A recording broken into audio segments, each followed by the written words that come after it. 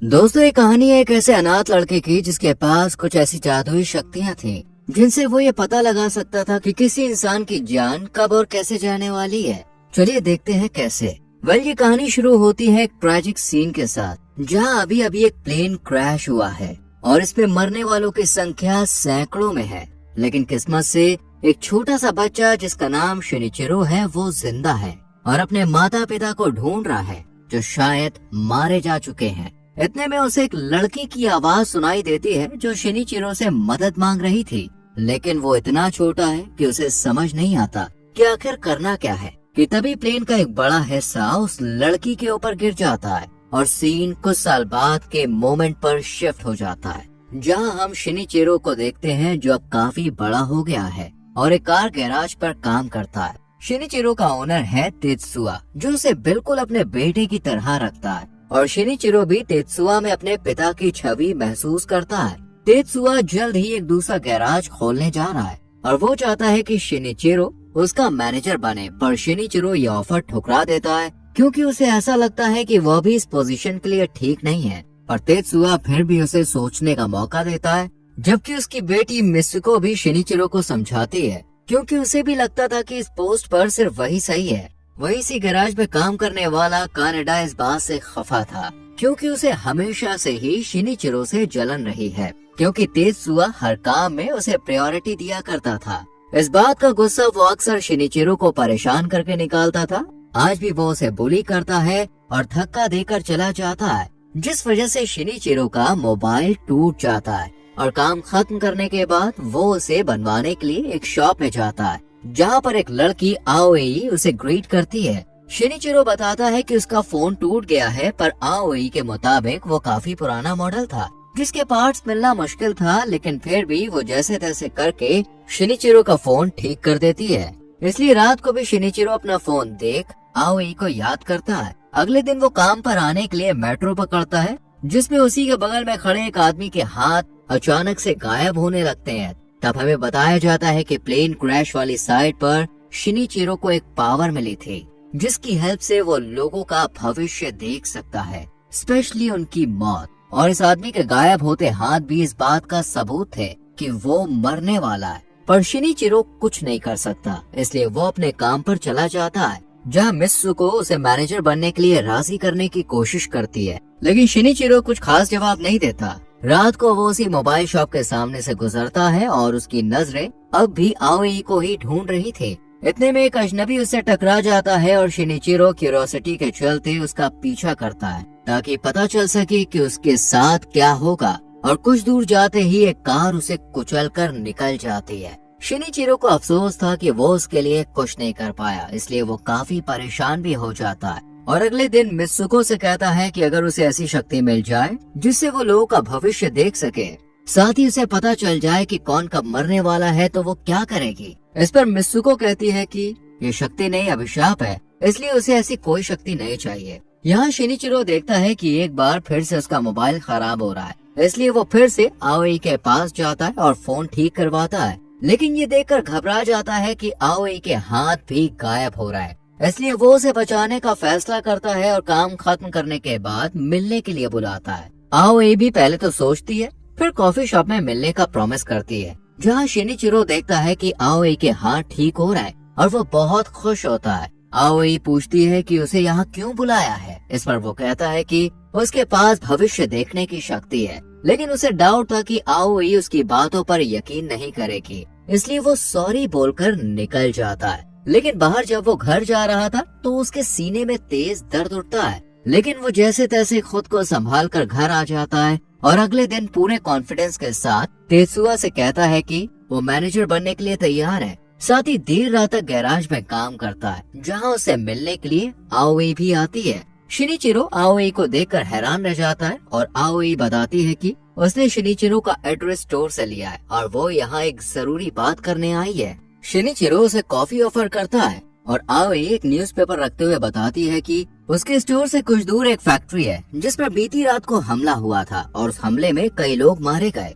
इन मरे हुए लोगों में आओई भी हो सकती थी, क्योंकि वो रोजाना काम खत्म करने के बाद उसी रास्ते से घर जाती है, पर बीती रात शिनिचिरो ने उसे बचा लिया वो कहती है कि उसे वो भविष्य वाली बात याद है। साथ ही शिनिचिरो का शुक्रिया भी अदा करती है, पर शिनिचिरो इस बात को हंसी में उड़ा देता है और अगले दिन मित्सुको स्टोर में आते ही समझ जाती है कि लास्ट नाइट यहाँ पर कोई तो आया था। वो शिनिचिरो से इसके बारे में पूछती है और शिनिचिरो भी पूरी ऑनेस्टी के साथ सब सच बता देता है। इस पर मित्सुको खुश होती है क्योंकि ये पहली बार था जब शिनिचिरो किसी से दोस्ती कर रहा था, जबकि इससे पहले तो उसने किसी को अपने पास भी नहीं आने दिया। यहीं पर हमें एक छोटी सी पास्ट की कहानी बताई जाती है, जिसमें तेत्सुआ के गैराज पर एक मारिको नाम की लड़की काम करती थी। मारिको शिनिचिरो को पसंद करती थी, लेकिन शिनिचिरो ने उस पर कभी भी ध्यान नहीं दिया। इसलिए मारिको गैराज पर आने वाले एक रईस कस्टमर के साथ रिलेशनशिप में आ गई और यहाँ से हमेशा के लिए चली गई। कहानी फिर से प्रेजेंट में आती है, जहाँ मित्सुको और शिनिचिरो को तेत्सुआ की आवाज सुनाई देती है जो कानेडा पर चिल्ला रहा था, क्योंकि वो तेत्सुआ को बिना बताए गैराज से किसी ग्राहक की गाड़ी लेकर डेट पर गया था। पर कानेडा अपनी गलती मानने की जगह उल्टा तेत्सुआ और शिनिचिरो पर गुस्सा करता है और शिनिचिरो को हिट भी करता है, जिस वजह से तेत्सुआ उसे एक जोरदार पंच मारकर काम से निकाल देता है। लेकिन कानेडा के जाते ही शिनिचिरो तेत्सुआ के हाथों को देखता है जो अचानक गायब हो रहे थे। मतलब तेत्सुआ की जान को भी खतरा है, पर शिनिचिरो उसे अपने पिता की तरह मानता था, इसलिए वो उसे बचाने का फैसला करता है और काम खत्म करने के बाद उसे अपने साथ डिनर करने को कहता है। तेत्सुआ भी मान जाता है और दोनों पैदल रेस्टोरेंट की तरफ जाने लगते हैं। लेकिन रास्ते में शिनिचिरो का ध्यान सिर्फ और सिर्फ तेत्सुआ और उसके आसपास की चीजों पर ही था। इतने में एक अंधेरी जगह से कानेडा लोहे की रॉड लिए तेत्सुआ की ओर दौड़ता है, पर शिनिचिरो बीच में आकर उसे बचा लेता है, जिस वजह से तेत्सुआ की जान तो बच जाती है, पर शिनिचिरो को दिल का दौरा पड़ता है और उसकी आँख सीधा हॉस्पिटल में खुलती है,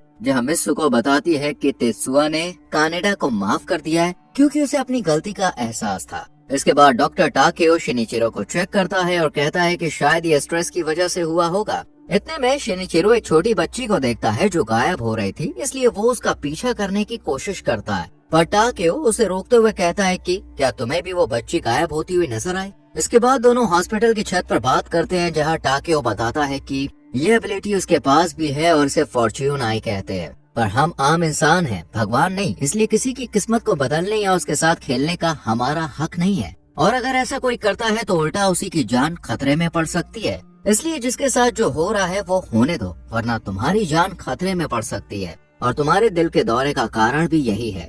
इसके बाद शिनिचिरो पूरे रास्ते इसी बात को सोचते हुए जाता है और अगले दिन वो आओई को मिलने के लिए बुलाता है और उसे प्रपोज भी कर देता है, लेकिन आओई कोई जवाब दिए बिना ही यहाँ से चली जाती है, पर फिर अगले ही दिन मान जाती है, जिस वजह से दोनों का मिलना जुलना शुरू हो जाता है और दोनों का प्यार और गहरा हो जाता है। इसी बीच कानेडा तेत्सुआ के पास वापस से काम मांगने को आता है और शिनिचिरो भी उसकी सिफारिश करता है, इसलिए तेत्सुआ उसे काम पर रख लेता है, जिस वजह से कानेडा तेत्सुआ और शिनिचिरो दोनों का शुक्रिया अदा करता है। अगले दिन शिनिचिरो अपने और आओई के लिए एक रिंग का पेयर खरीदता है, साथ ही हॉस्पिटल चेकअप के लिए भी जाता है, जहाँ डॉक्टर उसे चेतावनी देता है कि आगे अगर दिल का दौरा पड़ा तो जान भी जा सकती है। इसके बाद शिनिचिरो अपने गैराज जाता है, जहाँ एक लड़का कार ठीक करवाने के लिए आता है। ये कोई और नहीं बल्कि मारिको का बॉयफ्रेंड था, इसलिए शिनिचिरो मारिको के बारे में पूछता है, पर ये लड़का उसके बारे में गलत गलत बातें करता है। साथ ही शिनिचिरो को भी काफी भला बुरा कहता है, लेकिन शिनिचिरो शांत रहता है।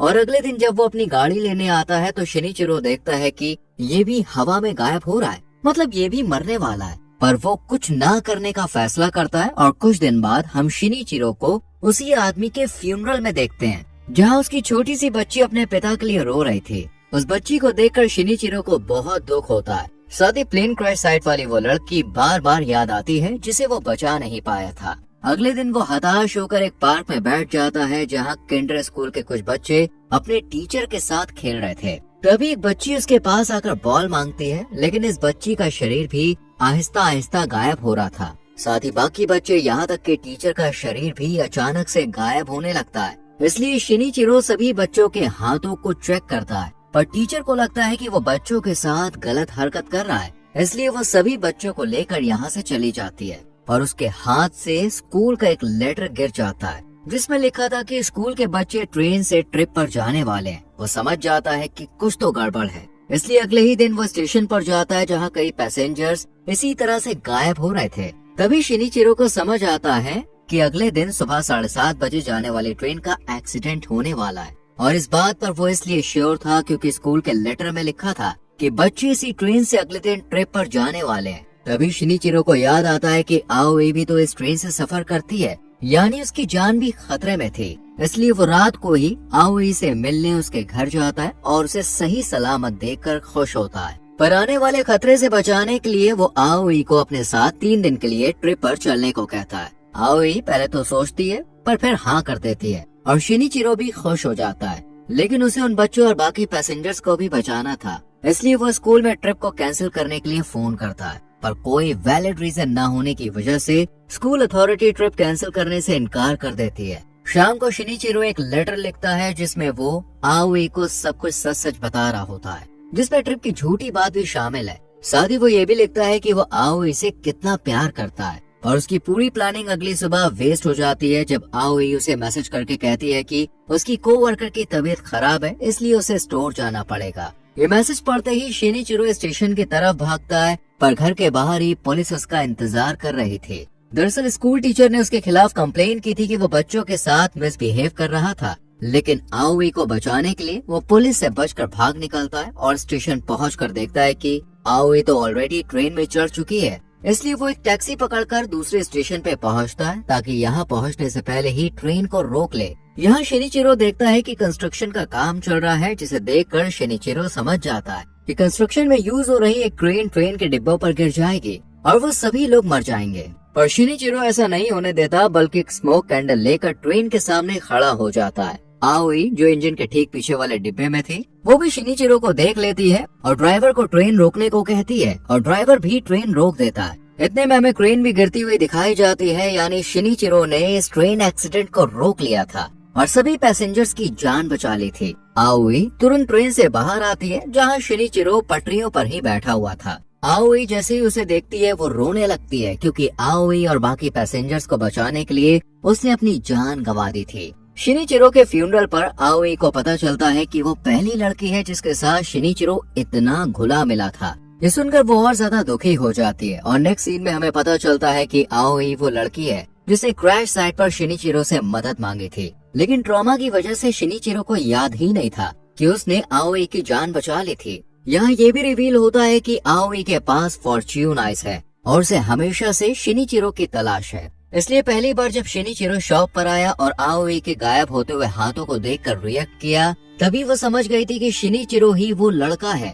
साथ ही वो जानबूझकर ट्रेन में चढ़ी थी क्योंकि जब शिनिचिरो उसे ट्रिप के लिए पूछने गया था तब आओई ने देख लिया था कि उसका शरीर गायब हो रहा है। इसलिए उसने शिनिचिरो को बचाने के लिए ट्रेन में सफर करने का फैसला किया, पर शिनिचिरो ने भी अपने प्यार को बचाने के लिए अपनी जान की बाजी लगा थी। इसके बाद हम आओई को वहीं खत पढ़ते हुए देखते हैं जिसे शिनिचिरो ने लिखा था। इसे पढ़ते हुए वो बहुत रोती है और उसकी लाई अंगूठियों को पहनकर शिनिचिरो को महसूस